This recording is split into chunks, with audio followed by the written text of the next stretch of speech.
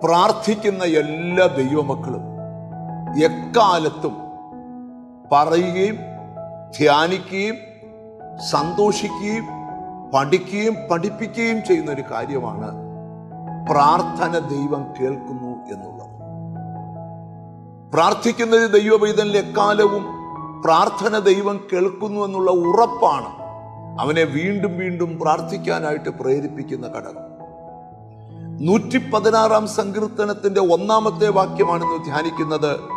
യഹോവ എൻ്റെ പ്രാർത്ഥനയും യാചനകളും കേട്ടതുകൊണ്ട് ഞാൻ അവനെ സ്നേഹിക്കുന്നു. സങ്കീർത്തനക്കാരൻ പറയുകയാണ്, ഞാൻ ദൈവത്തെ സ്നേഹിക്കുന്നതിന് ഏറ്റവും വലിയ കാര്യം അറിയാമോ? എൻ്റെ പ്രാർത്ഥനകളും എൻ്റെ യാചനകളും ദൈവം കേൾക്കുന്നവനാണ്.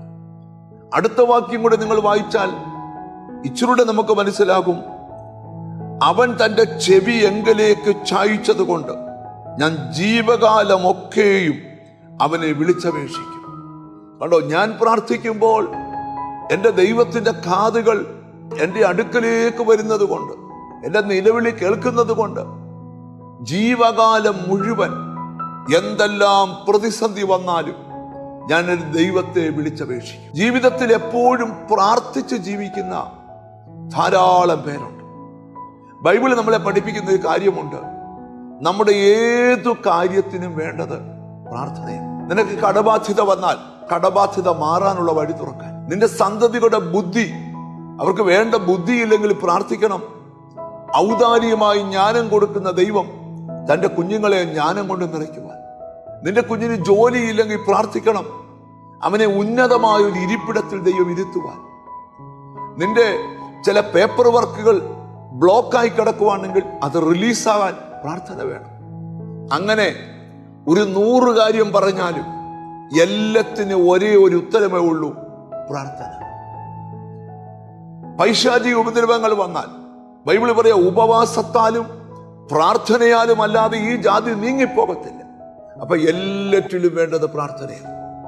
ഒത്തിരി പേർ പ്രാർത്ഥിക്കുന്നുണ്ടെങ്കിലും പലർക്കും പ്രാർത്ഥന ദൈവം കേൾക്കുന്നു എന്നുള്ള വിശ്വാസമില്ല. എന്നാൽ നിങ്ങൾ വിശ്വസിക്കണം, നിങ്ങൾ പ്രാർത്ഥിച്ച ഓരോ പ്രാർത്ഥനയും ദൈവം കേട്ടിട്ടുണ്ട്. ആ പ്രാർത്ഥനയ്ക്ക് മറുപടിയുണ്ട്. നിങ്ങളുടെ പ്രാർത്ഥനയ്ക്ക് ദൈവത്തിന്റെ കാതുകൾ തുറന്നിരിക്കുകയാണ്. നമുക്കൊന്നിച്ച് പ്രാർത്ഥിക്കാം. കാരുണ്യവാനായ ദൈവമേ, സ്വർഗസ്ഥ പിതാവേ, ഞങ്ങളുടെ പ്രാർത്ഥന അങ്ങ് കേൾക്കുന്നു എന്നുള്ള ആ വിശ്വാസ ഉറപ്പും ഞങ്ങൾക്ക് വീണ്ടും പ്രാർത്ഥിക്കാൻ കൃപ തന്നുകൊണ്ടിരിക്കുന്നത് കൊണ്ട് സ്തോത്രം. എന്നോട് ചേർന്ന് പ്രാർത്ഥിക്കുന്ന മക്കൾക്ക് വേണ്ടി പ്രാർത്ഥിക്കുന്നു. നിന്റെ നാമം ചൊല്ലി പിതാവിന്റെയും പുത്രന്റെയും പരിശുദ്ധാത്മാവിന്റെ നാമത്തിൽ അവരെ അനുഗ്രഹിച്ച് പ്രാർത്ഥിക്കുന്നു.